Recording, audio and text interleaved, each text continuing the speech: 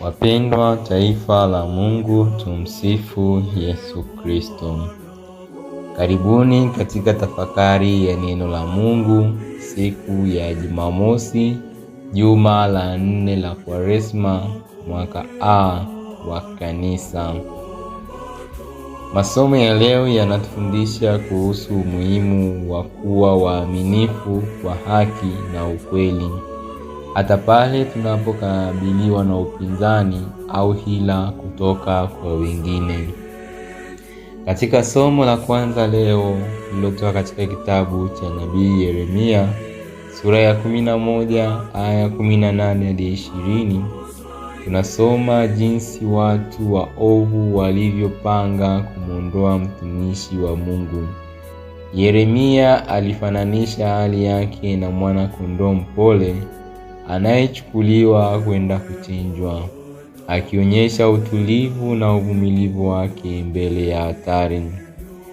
Hata hivyo, alimuomba Mungu awe haki na aweze kuwasamehe juu ya uovu waliofanya.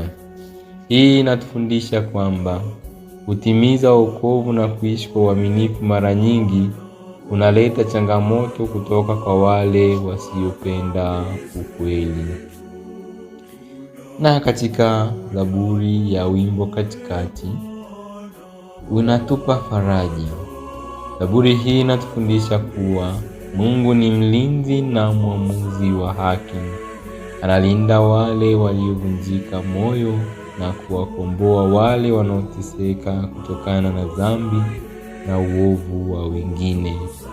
Hii ni ahadi kwamba msimamo wa haki na uaminifu hauendi bure, bali Mungu husaidia na kulinda wale wanaokaa imara katika uaminifu wake. Na katika Injili ya leo iliyotoka katika kitabu cha Injili Yohani sura ya 7 hadi aya 40 hadi 52, tunaona matukio mbalimbali jinsi ya Wayahudi walivyokuwa wanayafanya juu ya Yesu. Wengine walimkubali Yesu kama Kristo, wengine walishangaa na kuhoji asili yake, wakilijumuisha tukio la kuzaliwa kwake Galilaya. Mafarisayo na viongozi wa kidini walikosa kumwamini na walipanga kumkamata, lakini kwa ufahamu wa Mungu hakuna mtu aliyeweza kumshika.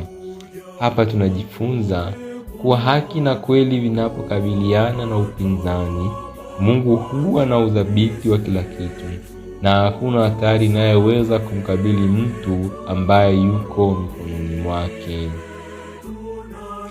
Hivyo leo tunaalikwa kutafakari kuishi kwa haki na ukweli unaweza kutufanya tuchukuliwe vibaya au kupingwa na wengine, lakini imani yetu kwa Mungu ni nguvu ya kuendeleza njia sahihi.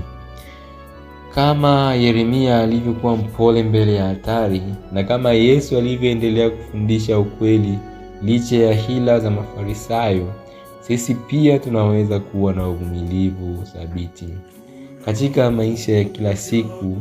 Hii inatufundisha kuwa kila mara tunapokabiliana na majaribu, hila au upinzani, tuwe waaminifu kwa neno la Mungu, tukitegemea kuwa yeye yupo karibu nasi na kutuhakikishia ushindi wa haki.